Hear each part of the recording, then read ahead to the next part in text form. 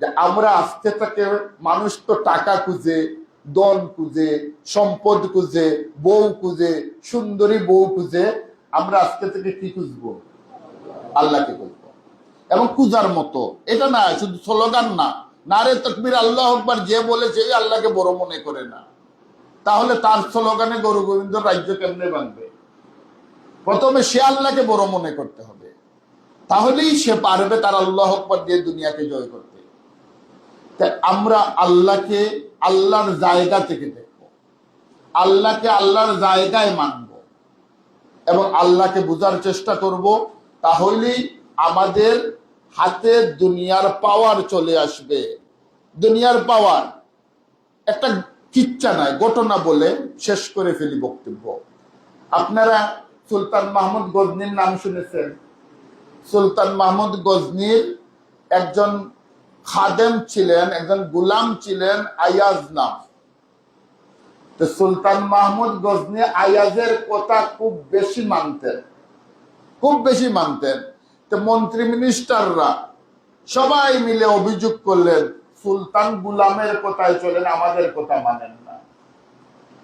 এখন আমাদের আনোয়ার আব্দুল্লাহ সাহেব এই মাদ্রাসার মহতমিম, তিনি যেদিন মাদ্রাসার বাবুরসির কথায় চলেন, তো হুজুররা তো নারাজ হয়ে যাবেন, বলবেন যে তিনি তো, আমরা এত বড় বড় আলেম, আমাদের কথা শুনেন না, বাবুরসির কথা শুনেন। এইভাবে এটা হওয়া স্বাভাবিক। এইভাবে মন্ত্রীরা নারাজ হইয়া সুলতানের কাছে অভিযোগ করলেন।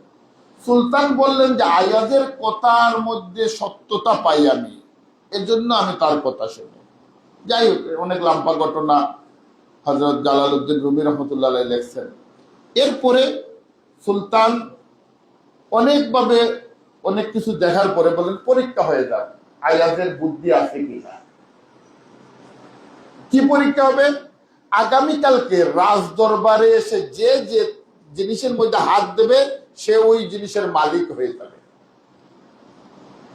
সবাই এসে, কেউ সোনার পাত্রে হাত দেয়, কেউ আমাদের যুগে হলে মোবাইল, আইফোন নিত, নতুন ক্যাসেট, বুঝছেন?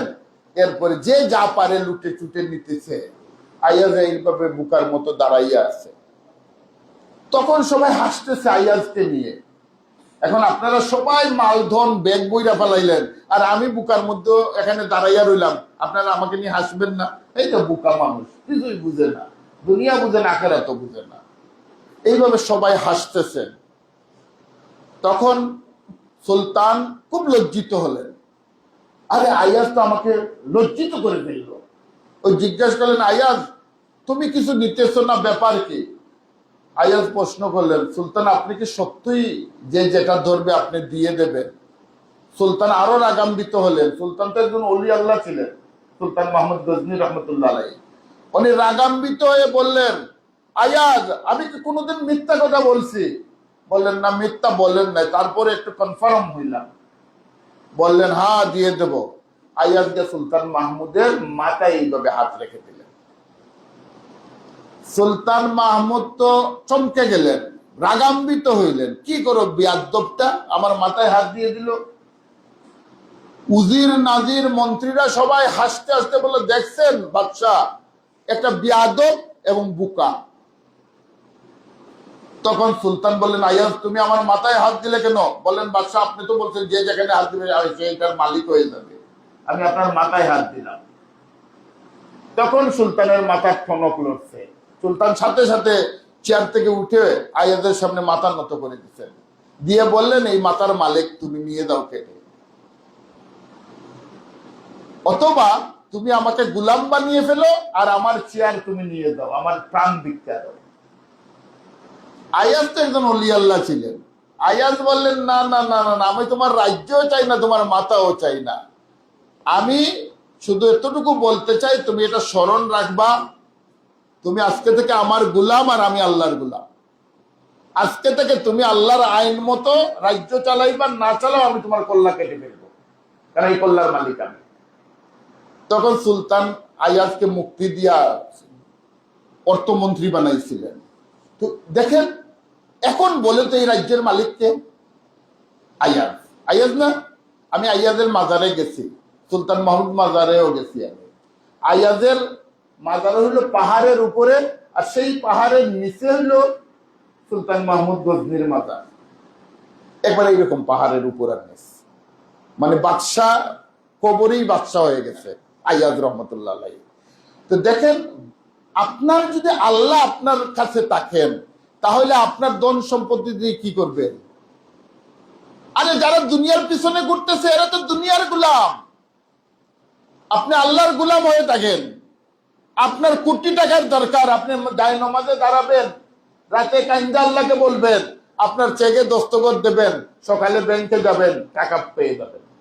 এইভাবেই তো বাংলাদেশ এগুলা চলতেছে শত শত বছর থেকে। আপনারা জানেন না, যা এখন মহতমিম হবেন তখন বুঝবেন একটা কবি মাদ্রাসা কিভাবে চলে, কুদরতি ভাবে চলে, কুদরতি ভাবে। এটা সরকার কেন, সরকারের বাবাও বুঝবে না এই কুদরতের খবর। কথাটা বুঝছেন? দেখেন, ও কত পরশু দিনের ঘটনা বলে আমাকে বলছেন আমার মাদ্রাসা থেকে যে 1 লক্ষ টাকা অমুককে দিতে হইবে, একজন পাওনাদার। আমি বলছি টাকা পাবো কই?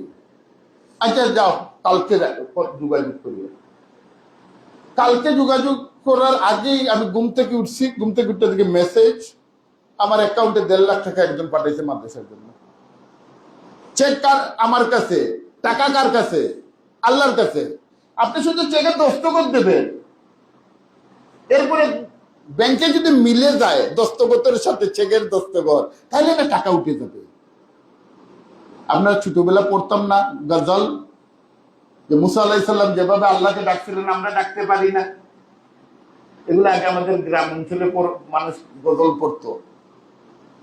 আমরা যদি মুসা আলাইহিস সালামের মতো ডাকতে পারি, আমরা যদি ঈসা আলাইহিস সালামের মতো ডাকতে পারি, আমরা যদি শাহজালালের মতো ডাকতে পারি, আমরা যদি তানবী রহমতুল্লাহের মতো ডাকতে পারি, হযরত শিববির আহমদ উসমানীর মতো ডাকতে পারি, আমরা যদি শেখুল হিন্দ মাহমুদুল হাসানের মতো ডাকতে পারি, আমরা যদি রশিদ আহমদ গঙ্গোহীর মতো ডাকতে পারি, আমরা যদি হাজী আমদাদুল্লাহ মুহাজিরে মক্কির মতো ডাকতে পারি, তাহলে আমরাও ওই চেকে দস্তখত দিয়ে টাকা উঠাইতে পারবো।